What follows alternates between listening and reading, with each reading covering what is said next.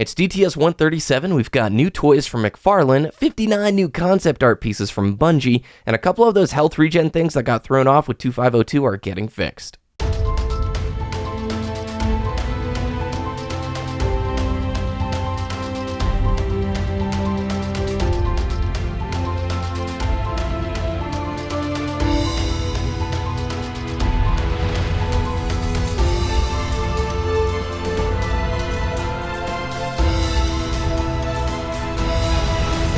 You're listening to Destiny, the show. What is up, everybody? It's Destiny, the show, the Destiny news podcast to keep you, the Guardian, ahead of the curve in the world of Destiny. My name is BBKDRAGOON, and you have no idea how many times it took me to get that stinking intro down. What is up, Ditty? Listeners don't know how many times I choke, do they?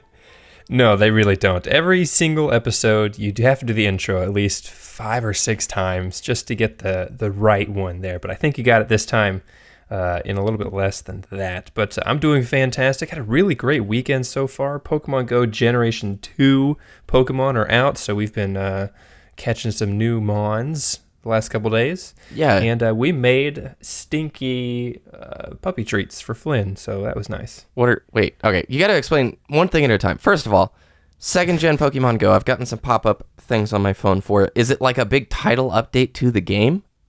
Think of it like an expansion. Yeah. Okay, yeah. So there's now Generation 1 and Generation 2, so they've added Silver, Gold, and Crystal Pokemon into the mix, and it's pretty awesome. Do you guys have like a gym that you dominate nearby? No, we have a gym at our apartment complex that is always the wrong team, and it's stacked to 10 because there's a community college across the street, so a bunch of kids just come across and just stay there for months. Yeah, Get that Clefairy out of here, blue team. Or whatever. I haven't touched that thing since last June or July. Okay, and stinky treats, what are those? So we homemade dog treats for Flynn. They have sweet potatoes, they have sardines, ground oats as well. And you put fish sauce on them, and they stink up the whole place. And I bet. They're crunchy, and you bake them in the oven. He loves them, and they're awesome. If anybody is looking to make some dog treats, let me know. I'll send you the recipe. Nice. And what we do in Destiny this week, we did a Wrath of the Machine run with one of our friends, Vito. It was his first Wrath run. Shoutouts to Jim, Mythic, and Sassy as well. It was kind of nice going back and doing that, right? Yeah, it was. We haven't done the raid in a couple weeks, a couple months, and it was fun. It was a lot of fun, teaching the raid to somebody again, because we've taken so many people through for the first time. And going back, it's like, yeah, this was awesome. Yeah. My thoughts exactly. When Fish would be like, you like that? And then Vito is in that state where he's just sort of overwhelmed, right? When you do that final fight, you're sort of like overwhelmed. You don't really know how to handle empowerment. You don't really know where to be at the right time. And so you're asking somebody, it's like, was that fun for you? And they're like, I think so, but I don't really know what just happened. You guys yelled at me because I missed a stagger or something, so... We also played patch 2502, lots of PvP this week. What are you thinking? Initial reactions? You liking it so far? I know for me, I'm really liking it, but that special ammo economy change was like dropping a nuclear bomb into the balance scene. Like, it is a huge change, not a small one. I mean, this is a big, like, earth-shattering change for Destiny PvP people. Yeah, I would say... I played a game of Team Snipers this morning, and by that I mean I went into skirmish and everybody was using No Land Beyond Sidearm combo. I mean, all 6 players. So it was a game of Team Snipers, and I had a lot of fun doing it. I actually find that Sidearm is becoming more popular. I can actually have gunfights in Destiny, and I haven't been able to do that in a very long time. And just being able to outstrafe somebody and outgun somebody, you're like, yeah, oh, that's a good feeling. So it's more that... I'm just having a good time with it. I'm a little worried because I think we sort of exchanged our Matadors for Wormwoods. It is... Sidearms, it's great. I would much rather get killed by a Sidearm than a Matador, but later today we're going to talk about the special ammo economy stuff and how they haven't really touched on the Sidearm bug where you retain that ammo you get if you picked up a crate and then died. So You're never going to run out. I've like yet to run out of sidearm ammo, and I've been using that thing a lot on close quarters maps. But yeah, today is a pretty stacked show. We've got a lot to talk about. Those Vex cinematics emerging. They've been out for like 6 months, but caught some traction this last week and gives a little bit of fuel to the speculators. And then the health regen corrections, where they rolled back some of the changes for a few of those abilities, but not all of them, and I'm excited to talk about that.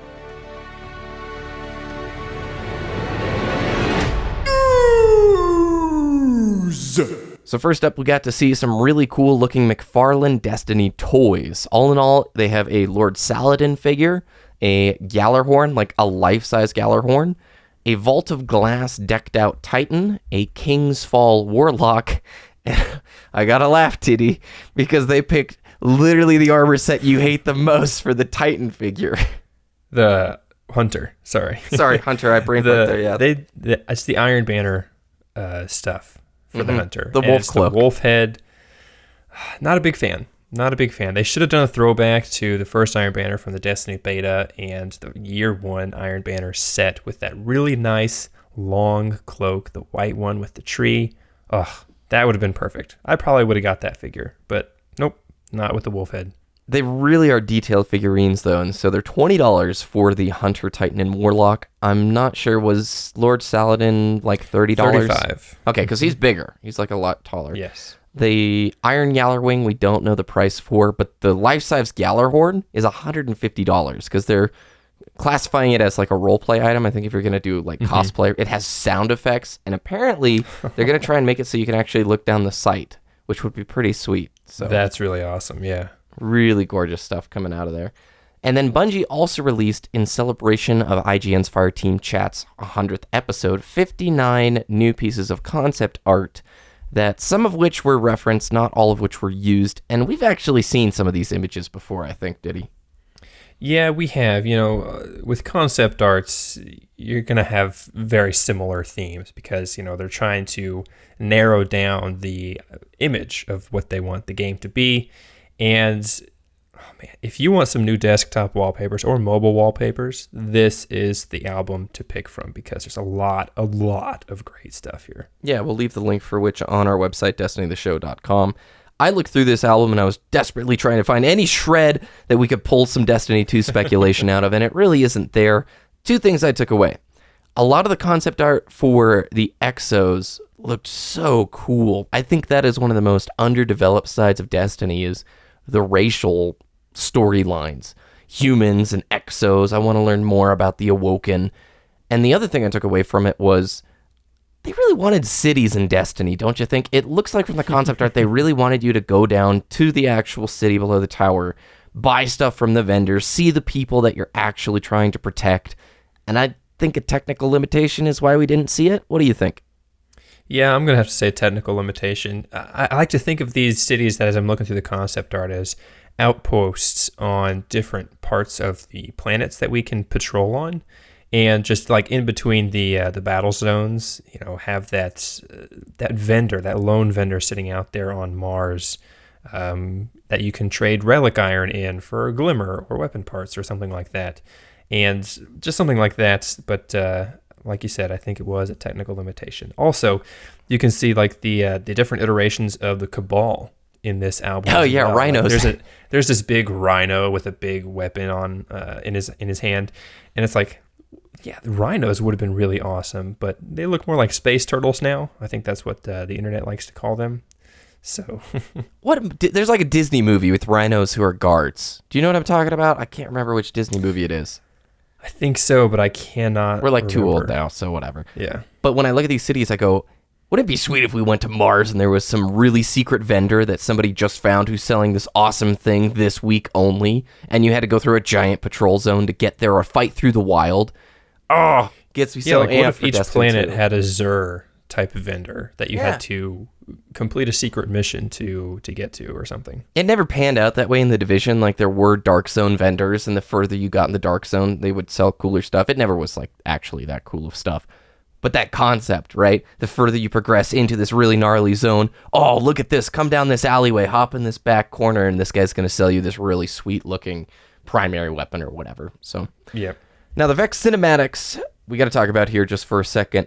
because this was a part of a show reel for Prologue. Prologue Films, I think, is what the company is called. I'll pull up their website here just for a second. And this is a company that does all sorts of stuff for film, live action, commercials, graphics, broadcast stuff. They actually did the intro graphics for Metal Gear Solid 3 Snake Eater and Metal Gear Solid 2 Sons of Liberty, which I got really hyped about because those are some of my favorite games. But these are the guys who put together the cinematics for a lot of Destiny 1, things that we've seen from The Dark Below and The Taken King and House of Wolves. Yet there's a couple of shots in this show reel that show Vex cinematics that we've not seen in game before, right?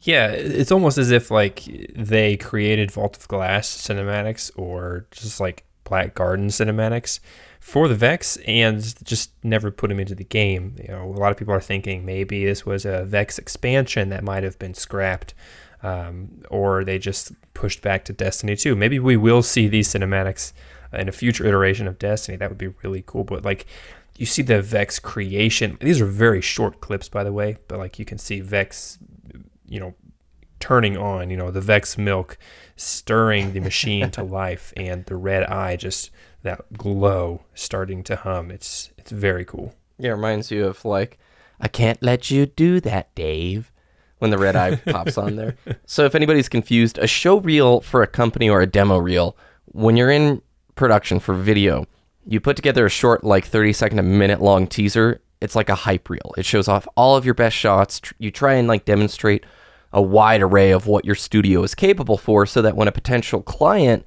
looks at your website, in 30 seconds to a minute, they can see some of your like sexiest footage ever and get a good idea of what you're capable of. And that's where all this came from. The video was on Vimeo. It got removed from Vimeo. People are speculating, oh, why did it get removed? They're trying to hide something. But most likely it was the actual company saying, hey, take that down. That's our show reel. We don't want somebody else posting that on their non-professional account because it looks poorly on us. I wouldn't read a lot into this. Just made it private. I don't know exactly how Vimeo works, but yeah, they could have done that too. I don't think it was a full Vex expansion, to be honest. I think this was, with how short those clips were, it might have been an allusion to more of a story involving the Vex in Destiny 1, and now they're going to recycle those cinematics into Destiny 2, because those kind of post-production cinematics cost a freaking fortune. You don't just make those and then trash them. Or not often. I was about to say, they could have been concept cinematics, but that wouldn't make much sense to invest that much time and effort into a concept cinematic. Like you just said, they cost a lot of money to produce. You'd go with storyboards. You'd definitely go with storyboards for concept stuff, or just a piece of concept art, because it's disgusting how expensive that post-production thing is. Like Halo Wars 2, the cinematics, the people who do it for like H2A and Halo 5 Blur, those must cost a significant portion of the production budget. It's a lot of time and effort and a bunch of people working on it. All right, let's talk about the good stuff, man. The health regen corrections from Josh Hamrick. I didn't think we'd be seeing these changes so quickly after the patch. Now, if anybody wants to catch up and find out about the unintended health regen changes that happened in 2.5.02 as a result of the Hungering Blade change, you can learn about it in last week's show. However, Ditty, they didn't go ahead and reverse all of these changes. In fact, Josh Hamrick shared with us how some of them are being kept a little bit the same with an additional buff, and how some of them are getting rolled back entirely. Yeah, exactly. So we'll go down the list here, and I'm going to quote Josh himself. We have watched and listened all week, and this is the current plan moving forward. I'm going to give numbers so that you all have the info, but these numbers may change. So let's keep that in mind. For each of the elements below, we are going to keep the change, but buff the amount of health you get back, plus 58%. So the list I'm about to read is what we're going to keep the health regen change to, what it currently is in 2.5.02. Hungering Blade, Red Death, Lifesteal for the Voidwalker Warlocks, Transfusion for those Striker Titans, and Cauterize for the Sunbreaker Titans. Now for the Suros regime, no backup plans, Ward of Dawn cast, the Apotheosis Veil, and Embrace the Void, they're reverting the change entirely. So those are going back to the way they were prior to 2.5.02. Ditty, what do you feel about them giving a little bit more of this health back at plus 58%? Do you think they're going to stick with that number? Maybe give it a little bit more, a little bit less? Are you happier or no? So they didn't give us the numbers before for like the actual patch 2502, but it was speculated, or they said it was about 40% health back on the kill whenever it triggered, and this extra 18%, what they now say plus 58% total. It's interesting because it's not too strong, right? It doesn't give you 100% of your health back. That'd be really strong. But this is I think it's good. I think it's okay because the fact that it gives you a flat amount back instead of the recharge, like whenever it recharges your shields and health, like if you take any damage during that recharge, it immediately halts it, right? Yeah. It does not do the full amount. But this flat health given back on the kill, it's going to be good in a couple of these, like specifically Red Death. That's, I think, a buff to the weapon. I think so too, in the right situation. Red Death is not in like the best of place right now, but if you've got a group of weak enemies and they're firing at you and you can pull the kill off, boom, plus 58% back, boom, another kill, plus 58%. That's instant, right? You don't have to worry about incoming shots stopping the health regen going through or the bar continuing upwards. It's just like boom, boom, boom. For Sunbreakers, Cauterize now not having the cooldown and being able to get that instant back, I see this, especially since snipers are even more rare in 6v6 these days because of the lack of special ammo and more people using sidearms. Do you agree with me? Do you think Cauterize gets the sort of good end of the stick on this one? I think it does. Cauterize is typically triggered by a ranged ability, so throwing the hammer, throwing the grenade, whatever. Whereas a thing like Hungering Blade, it's quite different in that scenario in which it is triggered. So I think it's getting get some nice love here. I think the only time people are enjoying that Hungering Blade change is if you're really lucky, you pop it in a group of people and you get like boom, boom, boom, like real fast sequential kills. But other than that, man, who wanted Blade Dancers to get nerfed, you know? Yeah, it's definitely a puzzling one, but Blade Dancers, yeah. Let's go into that B point on Firebase Delphi with the perk that you spin around to just the massive area of effect damage, get all your health back. You're gonna do some work. Suros Regime, I'm glad to see being thrown back because that's a weapon people really thought coming into this patch. It's like, all right, Arrows, the Suros is coming back, and with the previous health regen changes, I don't know. So I'm excited to test all of these things out. However, I don't want to give an opinion too soon because, as Josh Hamrick said, these numbers may change. And I was thinking about it this way, too. A lot of people were very upset that these unintended health regen things got through the patch, and they discovered it like the weekend before it happened. They probably only have a few playtesters left for Destiny 1, and I imagine those playtesters are probably pulling double duty, also having to test a lot of stuff for Destiny 2. If you're Bungie, right now they are super excited about what? Destiny 2. They're so excited to show us all these new things and display for us the incredibleness of this sequel, and it's hard for them to justify, right? We look at Destiny 1 and this is all our world is focused on, but we don't know about all the things they're excited about and working on. So resource-wise, it seems like a pretty barren wasteland for the Destiny 1 team. Yeah, I'm going to have to agree with that. You know, there's very, very small portion of Bungie still working on Destiny 1. And I want to do one quick note here. If you're confused about the changes, like Red Death is being buffed a little bit, but Suros is being completely reverted. Well, one, Suros is of the archetype of all rifle that was slightly buffed, right? So it's getting a little bit better. And I think they're totally reverting the change on the Suros because the health regen is not always active. Like, it has a chance to trigger that health regeneration. So it's a little bit different than Red Death, and Red Death is always triggerable on kill, but Suros is not. Yeah, I think the buff Suros does like 33 damage for each precision headshot. I can't remember. I think it can change by 1 or 2. So yeah, autos have been pretty fun so far. By the way, Josh Hamrick on Twitter has been really, really active, answering a lot of people's questions. So if you're frustrated about these changes and want to have a conversation with the man, he's been replying to a ton of people on Twitter, and I can always appreciate that kind of communication and clarity and just more openness. I don't think we've seen that as much in the past with previous balance updates. So I like that. But special ammo, what do you think about the sidearm stuff? I was surprised that they didn't talk about rolling back the sidearm unintended thing. So yeah, the sidearms, they retain all their ammo on death, right? Like if you pick up, like I got in Clash the other day, I got one magazine of my sidearm plus 122 additional rounds. When I died, I had all of that ammo, not my starting. What sidearm portion. were you using that had? It's the Jabberwocky. Oh, okay. From the Taken King. So it's got a nice inventory size. So it's quite interesting because sidearms retain all of that ammo instead of, spawning back in with that, two and a half magazines, 1.5, just that set value. It can be increased. So it makes them definitely a go-to special weapon now. And I really like that sidearms are popular right now because they give you a chance to actually have gunfights in Destiny, and I absolutely love that. Like I said at the beginning of the show, when you can outstrafe and outgun somebody in Destiny, it's a really, really good feeling. And that's what I've been missing, right? You have all these special weapons that just are the one-shot, zero retaliation or zero chance of fighting back before, and now I can actually have a gunfight. It makes my Radiant Dance Machines actually worthwhile now. So you'd rather fight and lose to a sidearm player than like a Matador player? Because I agree with that. I do agree with that. Yeah, because in the sidearm scenario, I know I could have done better. In the Matador scenario, it's like, I could have been 10 feet further. I shouldn't have stood there.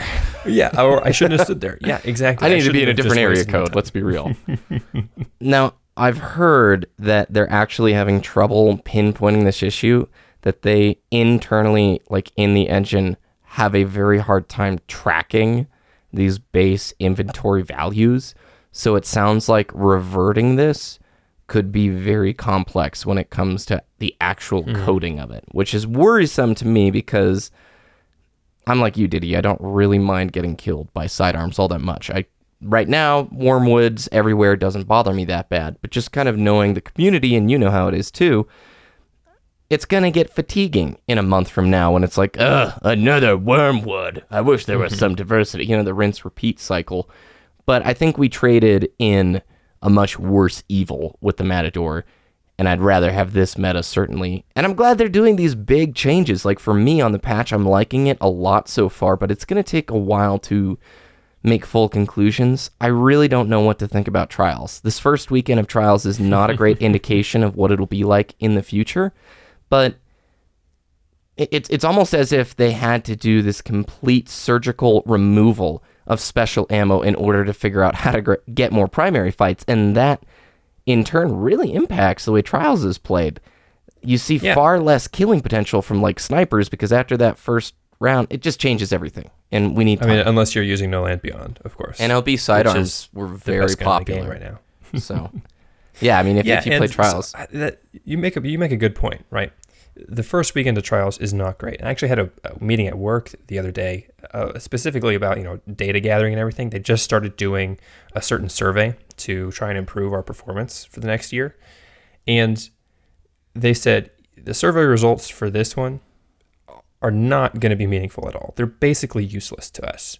We need to see how it goes over time. Every week, every month, what is the progression of these statistics, right? Is it just new patch, super hype the next 2 weeks or so? You're going to see sidearms the 2 weeks. They're going to realize, I can't use sidearms very well, so I'm going to go back to my shotgun or my fusion rifle or my sniper rifle. That could change, right, in a couple weeks, and then it could just even out until Destiny 2 comes out later this year. The first week, not going to be great. You're going to be living up to the hype. The people are going to be using what is on YouTube, what is on the internet, what they're getting killed with, and I think it could change here in the next couple weeks. I've had a lot of people get angry on some of my, well, not that angry, but they bring up a point where they're like, dude, don't tell people what the strong weapons you think of this patch are going to be. That's how we got the Clever Dragon in the first place. And I thought about it, man. I had to set my, I wouldn't say ego. Maybe it's the ego. I know. I set that aside. My initial reaction was like, no, that's not how it works. But then I'm like, yes, community members can accelerate the popularity of certain weapons, cough, cough, the wormwood. However, if you don't have the community members creating content or streaming, A, you lose out on a lot of the audience that a game could have, and B, Reddit and forums and just in-game trends and chatter spread. It will happen eventually, regardless of if a content creator promotes it or not. the meta is always going to settle towards a certain direction. And that's just a reality of Destiny, dude. In this game, we will always have dominant weapons, dominant classes, and dominant playstyles. And then a new patch will come around. It'll change it up. We'll have a few weeks or a month where we're discovering those new things.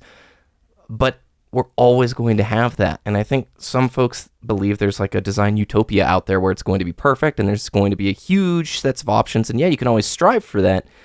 But we're always going to have 2 or 3 guns that are the most popular in the scene, you know? Yeah, there's always going to be that player looking for the best weapons, the best tools to use to finish the job the most efficiently. So there's always going to be those people to provide that information, who are like your content creators. But there's also going to be the people like, I just want to use this gun because I love it. It's so much fun, right? That's why I use the last word in year 1. It just happens to be really, really good. Totally. That's why I use fusion rifles all the way through Rise of Iron, right? They weren't super overpowered, but I just really liked how they felt, how they were working for me. You know, I actually liked to use that gun. But now I actually like to use No Land Beyond and Sidearm, and that just happens to be one of the best loadouts in the game right now, apparently, according to the internet. I'm fairly encouraged by the fact that Josh Hamrick is talking about the scory change that he needs to get working on. They're working on this change for the health regen perks. I think we'll see another balance pass or patch, whatever your preference of us saying it is. Hotfix in the April update or spring update. I don't believe this is the final weapon balance patch of Destiny 1. Yep, exactly. And I want to point out, I saw something very briefly the other day about the terminology between patch notes or hotfix. There's apparently, like, the reason this 2502 was considered a hotfix was because it didn't have to go through Microsoft and Sony like certification to get pushed into patch. Yep. They just made the changes server-wide, and then they pushed the update to the consoles, and you have it there. Very, very cool. All right, that's going to do it for DTS 137, I think it is. Yeah. Yes. Indeed. Thanks for listening, everybody. Ditty, where can people find your content? Twitter.com/Ditty, DTS, DITTY, DTS, and YouTube.com/Wooshness, WOOOSHNESS. I've put out a couple videos last week. Going to continue that through this week and the next week, just talking about a couple things, put in some live game commentaries as well, and maybe a few other things in there. Excellent. You can find us on our Discord, discord.me/Destiny the Show. That's how we put together this week's Wrath of the Machine run. And you can follow us on Twitter at Destiny the Show. You can follow me at BBKDRAGOON on both YouTube and Twitter. And the links from what we talked about today will be on our website, destinytheshow.com. Thanks for listening. Have a great week, and we'll see you next time.